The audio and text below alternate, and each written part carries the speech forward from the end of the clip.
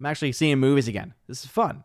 It's fun for there to be stuff to talk about at the box office. So this was actually last night. I was able to go see the film Speak No Evil. As you all know, typically not a horror fan myself, but I do like thrillers. I do like films that deal much more with the human condition and much more with human interactions, human characters, right? Anything that deals with the ghostly, demonic, no thank you. I stay away from that stuff with a 10-foot pole. But I spit at those movies, okay? But this movie, okay, is the kind of movie I typically like. Thriller featuring James McAvoy, who honestly is one of the best actors working in Hollywood right now.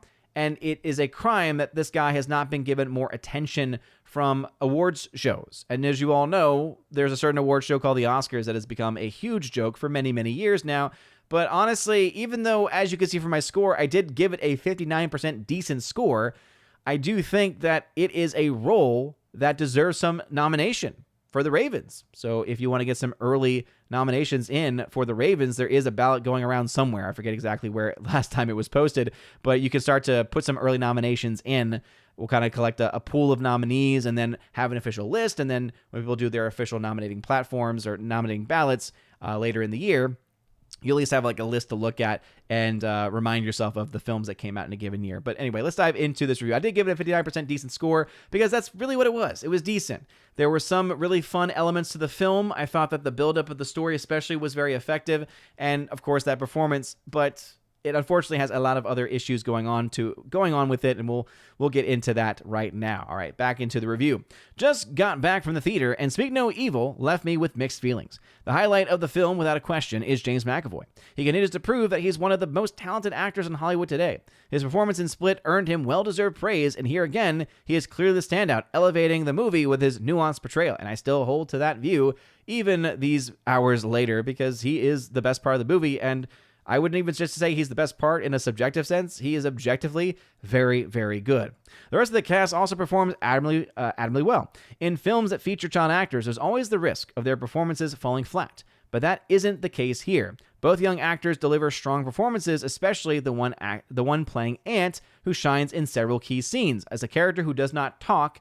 And of course, the course of the film, you figure out why that is the case. Not that that's much of a spoiler there, because most people with a brain could probably figure that out. He does, I think, a very good job in portraying someone who is not verbal, but is still able to communicate in his own way, showing, obviously, he has seen some things, he has gone through some things, and he does that job, I think, very well.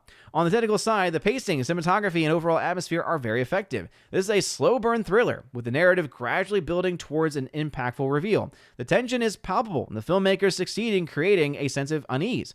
However, the film stumbles when it comes to the decisions made by the main characters, their actions, particularly regarding their trust in strangers, and their baffling willingness to overlook increasingly bizarre behavior, often defy logic. This undermines the suspense as the parents repeatedly make decisions that feel absurd and frustratingly unrealistic. And boy, oh boy, I don't need to tell you, and this has been the biggest criticism of the film, and for good reason, that the characters of this movie are just stupid. You know those old tropes of those horror films where you've got the kids who are making the worst decisions possible, running into the wrong location? It reminds me of that, was it the Geico commercial, or there was a commercial that was trying to sell something, and they did a horror film where the teenagers were like running into the shed where all the sharp objects were, running literally right in front of the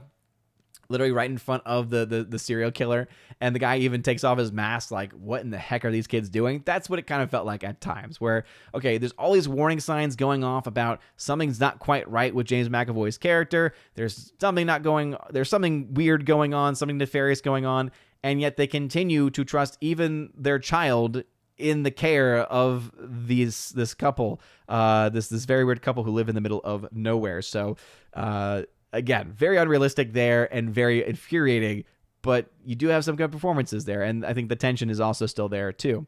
A major weakness of the film, though, also lies in the portrayal of the husband. Throughout the movie, he is passive, lacking the strength or resolve one would expect from a character tasked with protecting his family.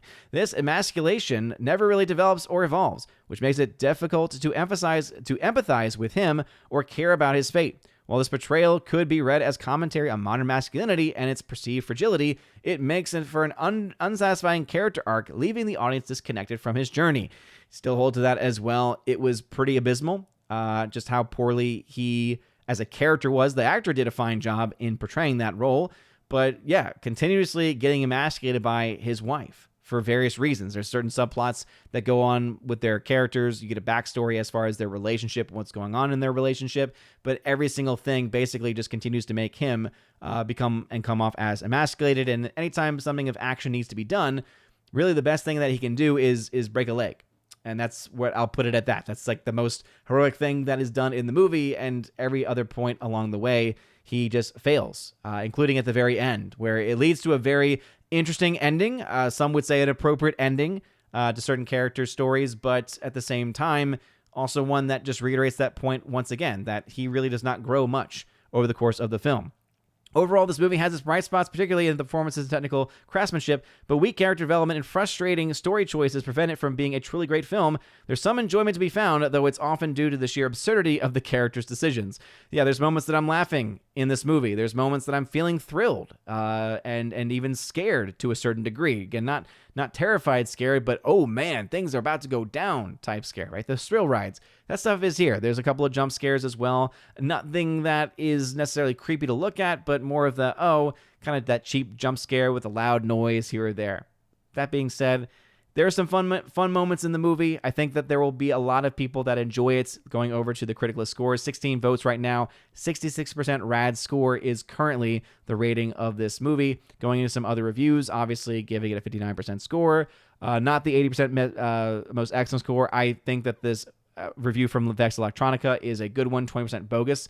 I gave it a little bit higher because I do think that the acting, especially from James McAvoy, is just phenomenal. But yeah, mostly mixed scores here. Another decent score, a lot of rads. Another decent score here, a bogus score here, and then a 50% decent score from Crisco.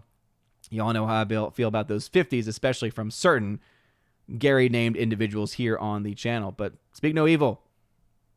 I think that you might have some fun. Box office for this film has not been the best, but also has not been terrible, and you could do a lot worse at the box office right now.